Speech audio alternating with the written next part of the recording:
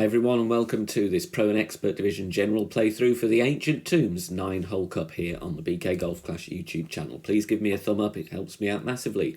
And make sure you're a subscriber as well, totally free to do so. Replays and adjustments for all 9 holes of the dreaded Dunes course coming up. Bear in mind though, these are standard wind strengths and we have a modifier on this one. So some of these adjustments will need to be tweaked, but we'll give you an idea of the type of shots and routes you might want to play on this wonderful course. Plenty of great opportunities for drops. If you're playing expert, check the channel on Thursday and also Saturday for qualifying and final round tournament wind playthroughs. Good luck everybody, here we go.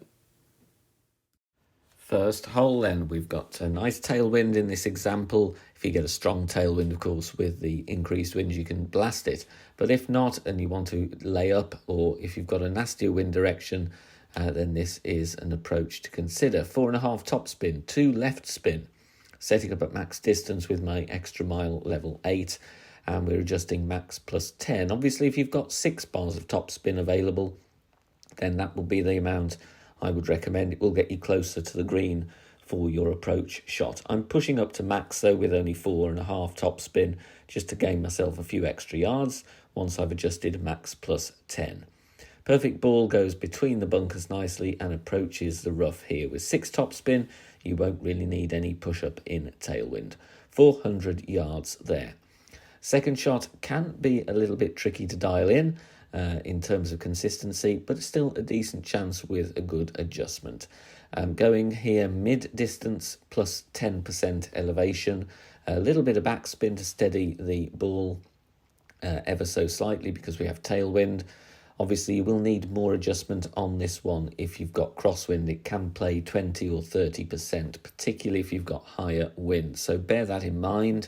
And obviously, if you have a shorter drive, if you get any headwind on your drive, you're most likely going to be near a max distance of your short iron, or even in extreme cases, you might be minimum distance with the long iron. Either way, though, decent chance. It's a slightly uphill bounce, but we drop it nicely for an eagle. There's a few ways you can play this hole. You can bounce over from the left. You can go for a rough bump in headwind, which is a great chance of a hole-in-one. Or you can play right side here. There's a very nice route to the pin. So spins as shown, and then we're going to go with the sniper. And the landing position is always going to have the red ring fairly close to or touching the rough. Bull guide here. Slightly offset because that was working very well for me in this old tournament scenario. The adjustment is mid plus 5. Mid plus 5. And like I said, there's a very nice route to the pin. I wouldn't call it a funnel, but the green is very smooth. The alternatives, of course, if the crosswind is blowing the other way, I would suggest you bounce over on the left-hand side. But like I said as well, headwind or level crosswind, you've got a good chance with a rough bump as well. You will see lots of albatrosses on the scorecards here on hole number 3, regardless of whether it's a strong wind modifier or not. There's a bit of a headwind angle here, 4.5 topspin, 3 bars side spin to the right. If you have level crosswind or indeed tailwind, you can actually play with the rock and set up at max distance with the rock there, level 7 and above, because the tailwind will help you. The key on this one is not to drive too far. It's very tempting to blast it down the fairway, but you're not going to be in a very good position to catch the funnel if you're playing the rough bump. Just max plus 10 with this wind angle, even with a kingmaker and a low wind, it is putting me into overpower. So if you're playing a strong wind modifier and you've got headwind here, you might want to consider going with a more wind resistant ball or a higher power ball. Perfect ball away though, bounces nicely, and we want to approach the bunker but not get too close to it. Anywhere around here, 340 to 355 yards is fine. Second shot, we are going to play the rough bump. Of course, if you've got tailwind, you can blast the green with a load of topspin if you've got the wind strength and the equipment for it. But if not, there is a huge funnel to aim into here. Got to offset the ball guide with any headwind angle, otherwise you will miss short and most likely to the right. So that's why I'm aiming with the ball guide passing the left side of the cup and going long, but make sure you're in the middle of the funnel. In tailwind, obviously leave the ball guide slightly short. The adjustment may vary depending what wind angle you've got, but here for this wind angle, mid plus 0 was working very nicely. As this is a linear hole, you can use drive distance numbers to help dial in your adjustment when you know, of course, what wind angle you're going to get in the tournament. Catching the rough very nicely and the slope takes us down, finding that funnel. Great balls have been known to drop here in several wind directions as well. We get it for the albatross. Hole 4 here, this is taken from the daylight version, Jamil Dunes, but it plays exactly the same way. 5.8 topspin, 3 bars side spin to the left. The rough bump is offering the best chance of the hole in one here. Yellow ring just away from the rough line with the Goliath, and we need the Goliath because otherwise we're going to be in between clubs if you've got the Grizzly. Bear in mind, great lefts with the Goliath may well risk the bunker on the left-hand side of the green. If you don't feel comfortable with the rough bump, you can play a backspin shot with the Guardian, hold nicely on the green, or you can bounce over. But we like the rough bump because it takes the second bounce out of the equation. Max plus 20 is the adjustment here, and that falls very nicely at the pin for a hole in one. Hole number 5, excellent chance for an eagle regardless of the wind direction. I favour the right hand side even though it's a narrow fairway. Going with as much topspin as you can here regardless of what club you're using. Go either extra mile, Thor's hammer or APOC, whatever gives you the most topspin. Lower level accounts can of course use the big topper, but be advised great balls will risk the rough due to low club accuracy.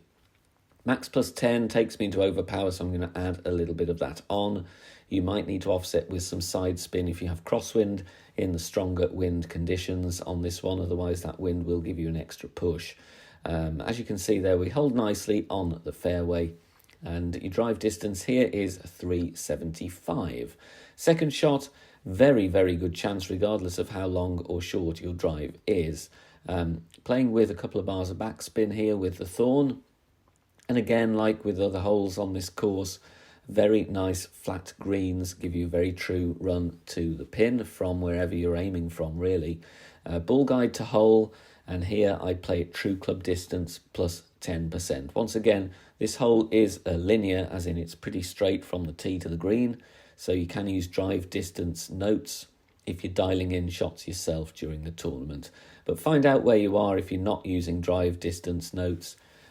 Find the min line, find the max line, more on true club distance and the slider on the BK Academy tutorial playlist. Just sneak that one in there for the eagle. This par 5 is not the easiest to albatross, but we have actually got one here on a replay to show you. It's no movement target, 6 top spin, 1 bar side spin to the right. I like the no movement position here. It puts you in a nice spot when you load the game, you load the hole. Max plus 10 is the adjustment. I'm not pushing up to max because I'm going with a slightly slower needle, but I'm going with outer wall curl to the right. Perfect ball away, and we bounce down the fairway. We'll want to get a load of distance with this wind angle so we can have an attempt at the pin with the sniper. Bear in mind though, if you haven't got the wind angle for it, you're going to have to pack the Cataclysm or the Big Dog because this is a fair way to the hole. And it's also very much downhill. You can see here I'm right at max distance with my sniper. I'm going to add a top spin and also some side spin to the right and try and find a nice spot to bounce in with the ball guide. You can see just in front of the cup because there is a little bit of a slope down on the green here towards the pin, and then we're adjusting true club distance 20% elevation, true club plus 20. So I'm at max here, so I'm going max numbers plus 20. You can see a power 4 ball would help us here. Leaves us a bit of room to adjust rather than using overpower, which is never ideal on an approach, but here I actually do okay with it. We bounce in the rough nicely and we drop it for the albatross. If you have tailwind, you will need to pull back a couple of rings because you adjust to a higher point. But a tough par 5, hole number 6. Final par 3 now, going to play with the sniper. And I favour the left side here. You can either bounce over, try and catch the slope to the pin, or you can go with the rough bump. Obviously, the rough bump does take out the fairly high second bounce. You can also play from the right-hand side if the wind direction is more appealing to you from that way. And if you want to go super aggressive, try the rough bump immediately before the green, but take a token or two first. Mid plus 10 is equivalent to 1-on-1, so 7.4 wind, I'm going here 7.4 rings using power 3 numbers to get the 1-on-1. Catches the rough very nicely. Be aware though, hit the rough a little bit high there, but we still dropped it for a hole in 1. Tricky par 3, take a token or 2 to get your shot dialed in. Final par 4 now, and once again a very good chance for a drop using our short iron. Going here with a power 3 ball, nice tailwind angle, and I'm going with 5.5 topspin, aiming right down the middle of the fairway. Without the extra mile 8, yes, you could play with extra mile 6 and 7, go with 4.5 topspin, but I would push up after you adjust, try and gain a few more yards. Obviously, Thor's Hammer and Apocalypse, very good as well. But if you can't get that far on the drive, you're still going to have a very good attempt for the eagle. In fact, even with this wind angle, you'll see I do push up to max. So with extra mile 6 and 7, you could go with a ring or 2 of overpower.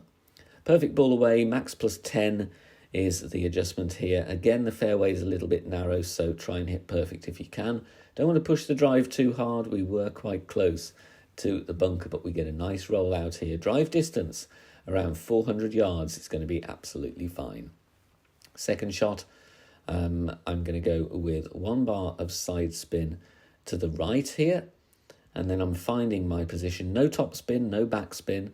Ball guide to just a little bit short of the front of the cup because we've got tailwind. Obviously, if you've got headwind angle, get that ball guide just to the back half of the cup to compensate for the wind push. As this was from a tournament, I was playing a slider adjustment, but you can just play this true club distance, 10% elevation, maybe slightly more in strong winds or indeed crosswinds. You might want to go around 20, but take a token or 2 once you know the wind direction, but a very nice flat green, a very good chance for an eagle here on hole number 8. Not very often I recommend a slice here on the channel, but if you don't have the Apocalypse and you've got a good wind direction and a token or 2, you can actually dial in a slice very nicely with extra mile. It suits lower club accounts. If you don't want to play this aggressive route, then drive down on the left-hand side with topspin and then get your wood club, Big Dog or Cataclysm, and secure your eagle that way. This is for those going for a more aggressive albatross attempt. Adjusted slice rings, going with the spin as shown. Full curl, full overpower, full slice release, bounces beautifully in the centre of the fairway.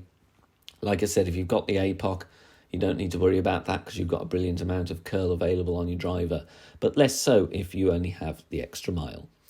421 yards there, we're going to set up a rough bump attempt. Now, I'm finding max distance of club here. If you can't drive that distance, you might want to consider going with the Goliath. All depends how far you can get on the drive. But finding our position here, then we're going to add spin, 4 top spin and a little bit of side spin to the right. And I want the ball guide going to the pin. Then we're going to play true club distance, 40% elevation. So here this would be 7 yards away from max. It's a 2% slider per yard. So the adjustment here will, of course, be 86% slider, 40% elevation. Needs a slight tweak here. This one, again, from the archives from a previous tournament. Perfect ball away, though. If you don't fancy the rough bump, by all means, play left-hand side or just bounce over for the safe eagle instead, just missing it on the right-hand side on hole 9. Thank you very much for watching this Ancient Tombs 9-hole cup video here on the channel, finally. A reminder to you all, join us over on Facebook, totally free to do so. We've got nearly 11,000 members, I believe, all posting shots, discussion points, free guides there as well, and you can ask questions, interact with me and some of the great members of the community over on our Facebook group, all designed to help you improve your game play. Thank you for watching and good luck in the Ancient Tombs 9-hole cup. See you soon. Bye for now.